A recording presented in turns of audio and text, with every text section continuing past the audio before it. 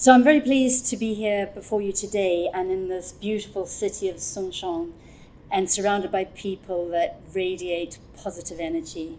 So thank you very much for staying for this presentation. Today I am going to present some new case studies. These demonstrate the role of the ornamental horticulture industry in urban greening. Next. These are part of the AIPH Green City Guidelines, which are on our website. These demonstrate the evidence base of the Green City principles amongst 6 core themes. Present to you case studies. Case studies are the stories that bring life to facts and ideas. And we present the Green City principles through case studies. The Green City Guidelines offer case studies in the 4 city typologies, in the 3 climate zones, and in 3 different city typologies. What I'm presenting to you today are 5, I can count, 5 case studies that demonstrate the role of ornamental horticulture and urban greening. And this is really what sets our industry in that space and the reason why AIPH is stepping in and creating these conversations. So I'll present them as case studies that present a reason why the industry is involved and a purpose for that involvement. This is a case study from plant growers in the Canadian prairies. The horticulture industry is not included in conversations about plant selection and procurement for urban greening projects. We find that the biggest challenge is how people order. We find communication between horticulture growers and municipalities is limited. Being excluded from these conversations limits our capacity to provide advice. It limits our capacity as growers to schedule production and conditioning. And this limits our capacity to operate efficient and profitable businesses. And in this case study, it brings the experience of Canadian nursery growers who recognized that the research was not being done. And so they stepped into the space to get involved in trials to develop an expanded list of tree cultivars that was suitable to survive and thrive in that particular climate. The trials included 150 tree species. The growers provided field space for trials. They provided tree stock either at 50% discount or donated it, and they provided expertise. Their contribution continued into monitoring and reporting performance, and the success of this has led to a second and a third phase in these trials. Through this case study, we showcase how the involvement of positions growers as experts and as valuable contributors in key decision making. And it highlights the importance of communication and collaboration when working with Green City policymakers and specifiers. It showcases that this collaboration needs to highlight the need for greater understanding of the plant growing process and a recognition amongst the people who make decisions of a growing requirement for enhanced qualifications. And the success of this trial led to parallel trials by the Landscape Alberta nursery producers in 2021. Our second case study moves to Europe, and it's developing a forest neighborhood producing its own soils and trees. Within the industry, we see many concerns at the perceived risk and very often reality of failure of tree plantings. Promises are made, failures are high. In Lyon particularly, they're impacted by climate change, which is making the area rapidly more prone to drought. And they're finding that establishment of trees is far more difficult. This particular site had extreme limitations. It's regeneration of an industrial zone, and the soils are very compact and degraded. It's a phased landscape development with a challenging need for early visibility. Within that, it had very strict council regulations demanding resource use and circularity.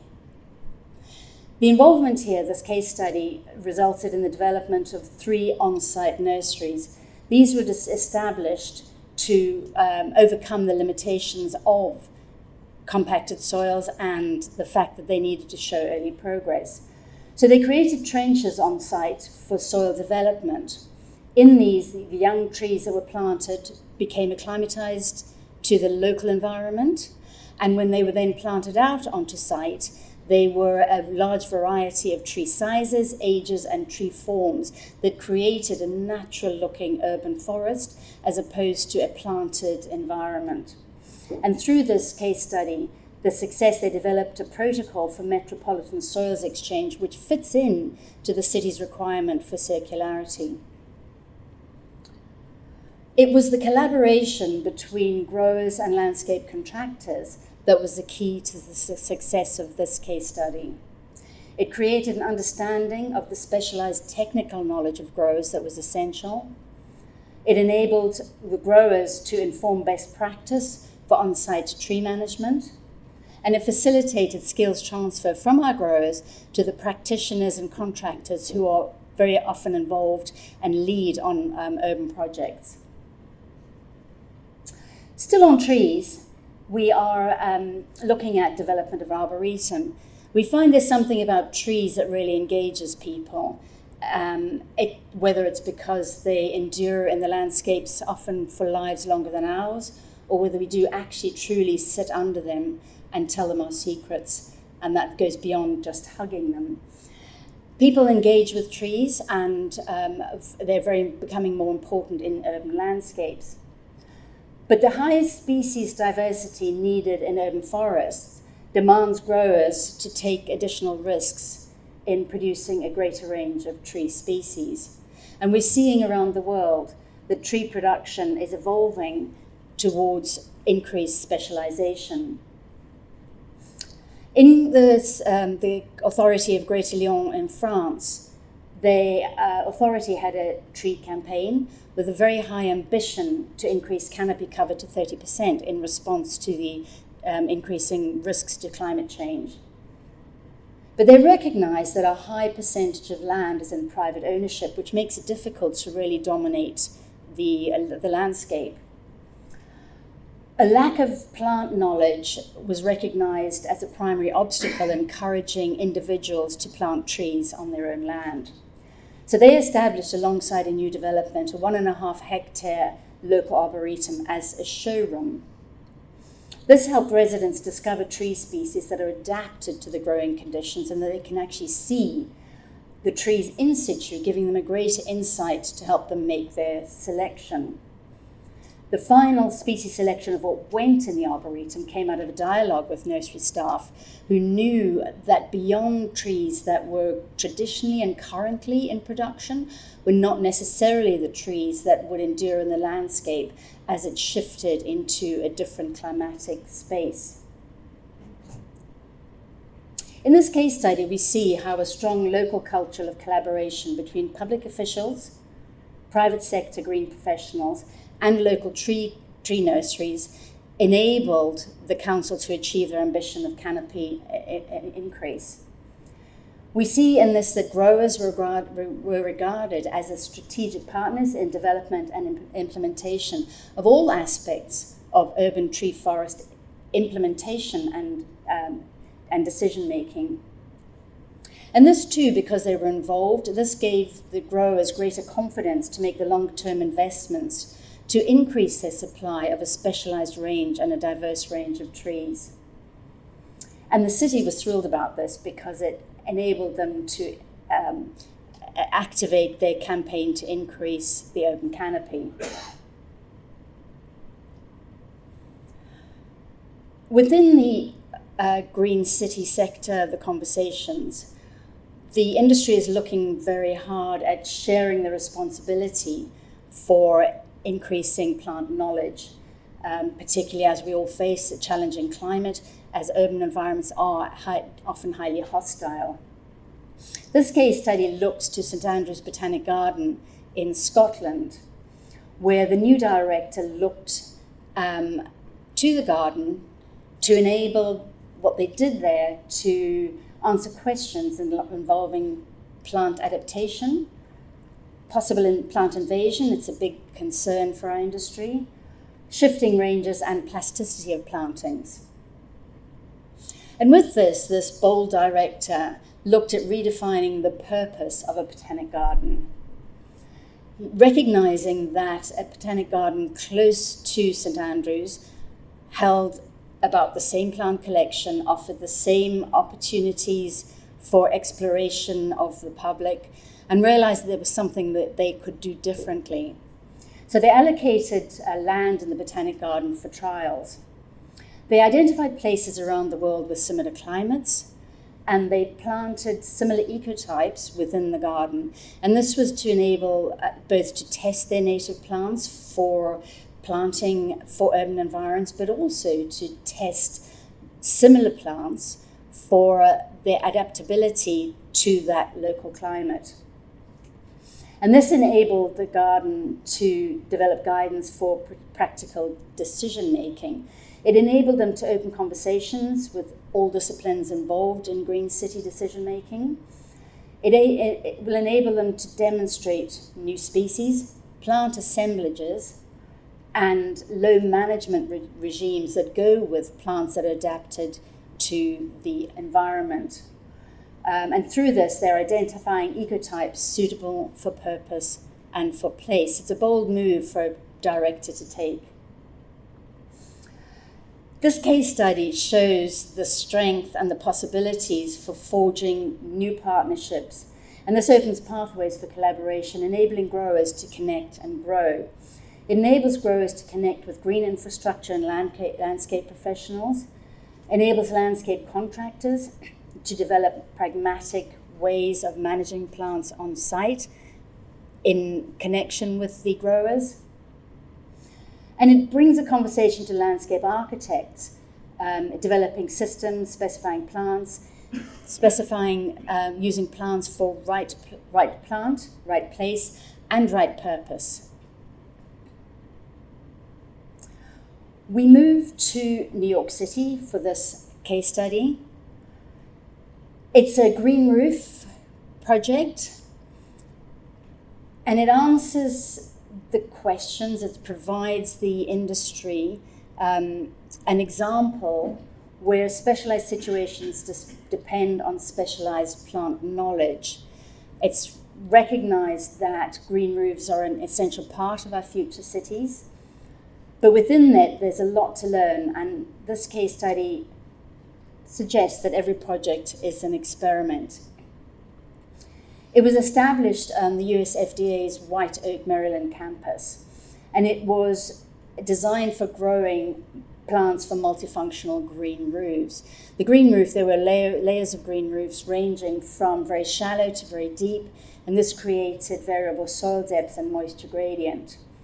And in this context, despite most people think simplicity is not an advantage, single species for green roof is a very high risk approach.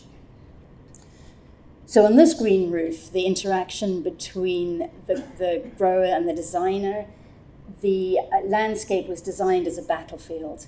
They put in 100 plant species, a variety, were invited to move in and take over the space. Looking at a dynamic establishment, plants were placed in very young, and they were allowed to find their own space. One of the key parts of it was the propagation medium that was developed by the grower is very similar to the substrate of the green roof, which means this limits the transplantation shock and a very high chance of success following transplanting. The grower also works to sell installation and maintenance as one package, not only the plants, but looking after them and ensuring the longer term success. Through this case study, we see how a shared approach and technical know-how that is displayed in this roof garden, it's an inspiration. It's inspiration to growers who can be specialized. It does rely on the development of a long-term relationship between the horticulturalist and what was then the US's first nurseryman to specialize in supplying plants for green roofs, supplying high diversity of plants for green roofs. And we see in this a very tight connection between production and design. And it's not the logic of traditional conservation that prevails. It's very much a dynamic process where things change over time, which is why this project is called This Garden in This Hour. It changes every time you look at it, and that's what they propose as the beauty of it and the strength of it. So to summarize, through these case studies and through the work that we do in bringing these messages to the world, we feel that this positions, AIPH positions the ornamental horticulture as a loud voice in any conversation that creates green, livable, and resilient cities. So all these websites is a very quick snapshot. They are now up on the website. You'll be able to see more detail. The strength of those case studies that we present with AIPH through our Green City Guidelines is that they go beyond presenting simple facts. The case studies are prepared by interviews with the people involved, and it offers the insights, the challenges, and the depth and breadth of the experience. So I hope you'll enjoy having a look at those. With that, inviting you to look at the case studies, I also invite you to sign up for the communications that we offer through our AIPH Green City programs. We've got the Global Green City Update, which you can subscribe to, and you can join the AIPH Global Green City Forum. Sign up for those and you'll hear all the news before anyone else does. And just as I finish, a second invitation, AIPH is very proud to be a supporting partner of a new summit that's coming up in Singapore in the middle of November. It's called the Circular Cities Summit. They picture it as a game-changing innovations for future cities. The game-changing part of it is it's initiating new conversations between the practitioner, decision-maker sectors that are involved in built environments. It's a collaboration between the International Federation of Landscape Architecture, who is a new partner of AIPH, ISACARP, the International Society of Council and Regional Planners, I hope. It's the Urban Institute of Architects, and it's the World Engineering Organization. The names are up there. AIPH is listed as one of the partners, and it is open for registration on site. So Sign Up Singapore is a fabulous place to visit. As part of the conference, they also go and visit the Singapore Botanic Garden, two regeneration sites in Singapore, and the world-renowned Gardens by the Bay in Singapore. So hope to see you there. I will be there. Contact me if you want more information. And have a look at our website, enjoy the case studies, and thank you very much for your attention.